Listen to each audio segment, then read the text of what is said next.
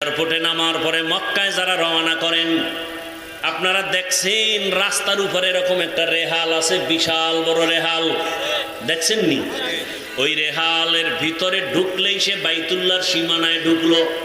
বাইতুল্লাহর দেওয়ালের পাশে বসে যদি একটা সেজদা দেয়, যে ফল পাবে, রেহালের মধ্যে ঢুকে একটা সেজদা দিলে 1,00,000 সেজদার সওয়াব পেয়ে যাবে। এরকম চারদিকে সীমানা নেওয়া, এই পুরা সীমানাটা নিরাপদ কিয়ামত পর্যন্ত। ওই সীমানায় কোনো কাফের, কোনো বেঈমান ঢোকা হারাম। কোনো অপরাধী যদি হাজারো মানুষকে হত্যা করে ঢুকে যায়, আল্লাহর আইন হলো ওই সীমানায় থাকা অবস্থায় চোখের গরম দিয়েও তাকানো যাবে না, হারাম। কারণ এই জায়গাটা হলো নিরাপদ। ওয়াত্তিনি ওয়াজ্জাইতুন ওয়া তুরি সিনিন ওয়া হাদাল বালাদিল আমিন। আল্লাহ শপথ করেছেন, তিনের কসম, জৈতুনের কসম, তুরে সিনার কসম, নিরাপদ শহর মক্কা নগরীর কসম। এমন একটা দামি ঘর, যেই ঘরের দিকে শুধু তাকাইয়া থাকবে, অনবরত কিছু বলবে না, শুধু তাকাইয়া দেখবে আল্লাহর ঘর।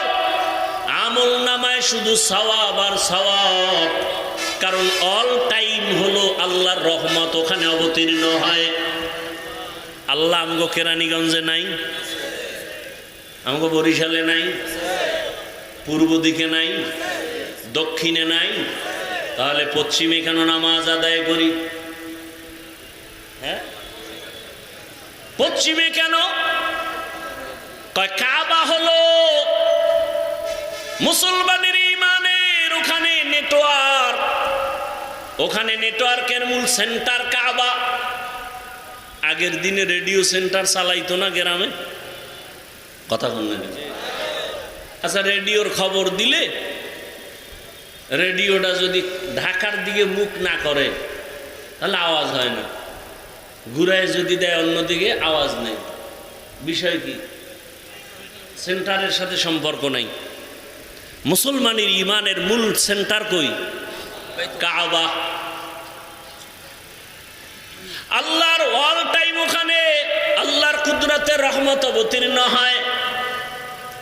রহমতের নবীর জন্মভূমি, এত বড় দামি এক জায়গা। পৃথিবী নামক গ্রহটা আল্লাহ বানাইছেন, আগে বানাইছেন কাবার স্থানটা, এরপরে বাকি জায়গা পৃথিবীর মধ্যখান জায়গা। ওই কাবা এত দামি যে কাবার দিকে তাকায়